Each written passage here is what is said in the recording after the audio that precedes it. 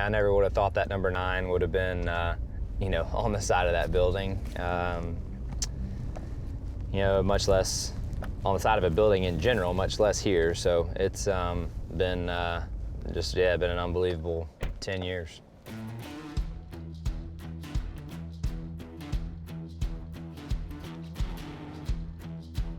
feel like a lot of your prep starts here. We come in, we have our individual team meetings. I start with the 9 team, Alan and I, and our group talk Tuesday mornings about the past weekend as a whole from a general point of view, what we kind of fought, and then look ahead to the next week and what we need to do to be prepared schedule-wise and weather-wise to look forward to the next one.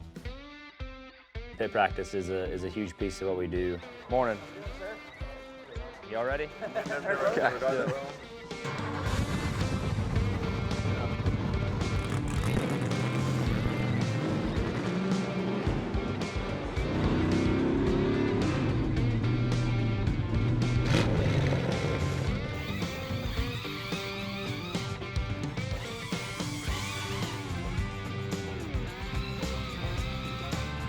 I think all of the parts and pieces and the personnel and the talent is all right there to have a successful year on pit road next year. Hopefully everybody can stay healthy and we can, I can stop in the box right for them and have some good stops.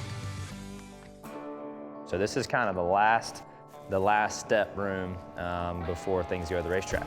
All 4 cars are housed in here, all the finishing touches are housed in here, and all the setup plates are housed in here.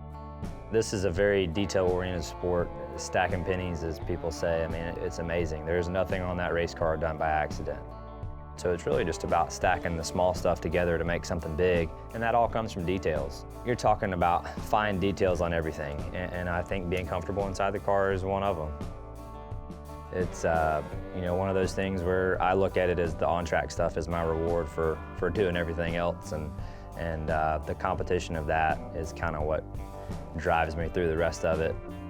Hey guys, we are here on campus at HMS, actually walking around the team store today, and thought it might be kind of cool to sign some 9 team items. So I'm just gonna pick some random stuff to sign, and maybe you guys can come find it. He's the future. We're excited about every race and the way you've been running and championships. I want to see your dad hand you the trophy, man. That's gonna be special. That's the goal.